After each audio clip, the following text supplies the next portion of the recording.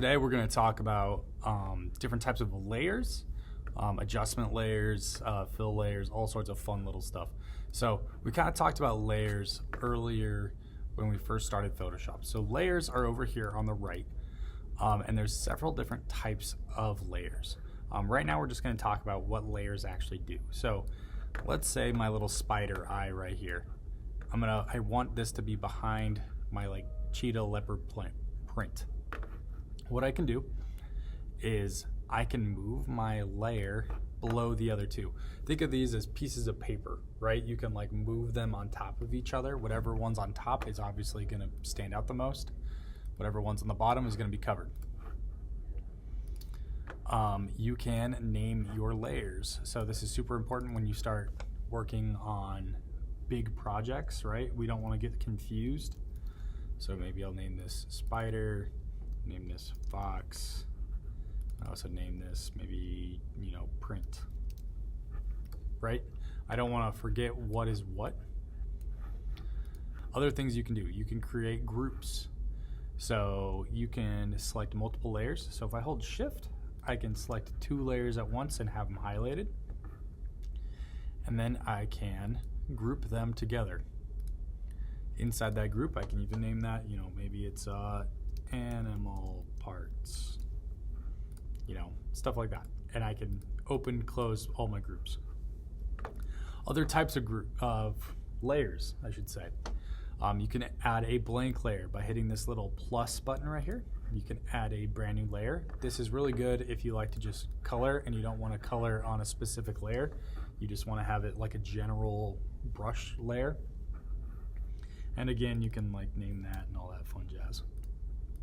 I'm gonna go and delete that layer quick. Up here on the top of your page, you'll see where it says layer. You can create new layers.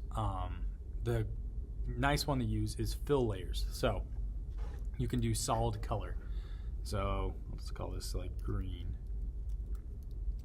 or you can all call it background. And you can make this fill the entire page.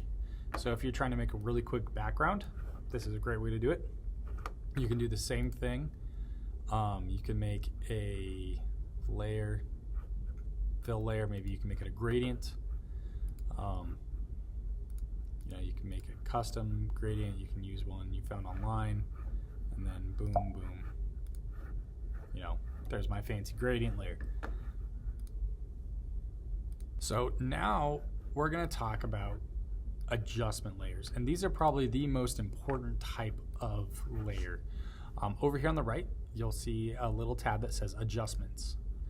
You can also find this if you go window, go down to adjustments right here if it's not popping up on your screen.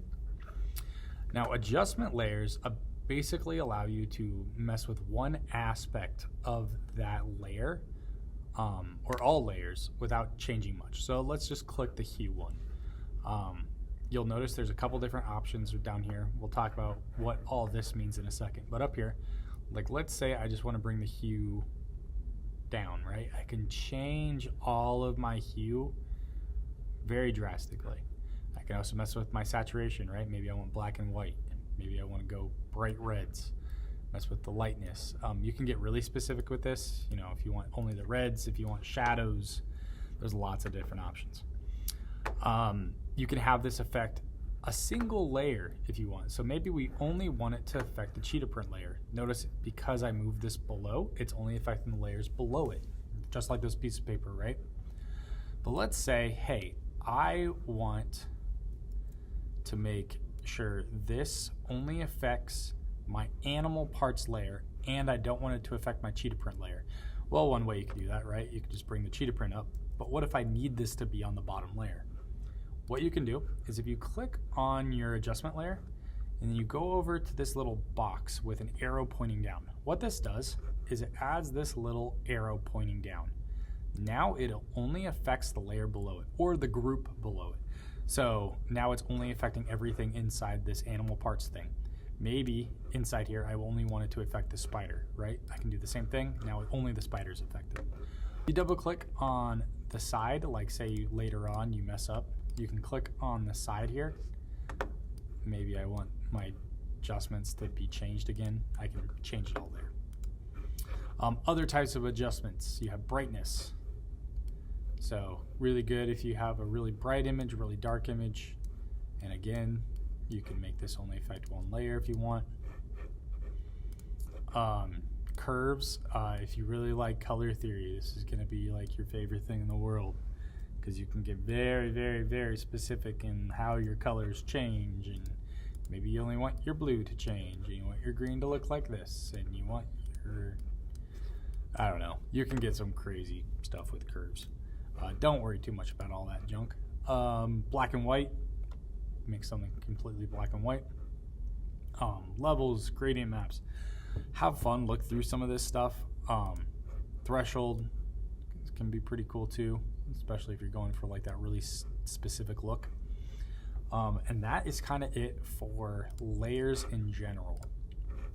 What I want to talk about really quick now is tips for this specific assignment.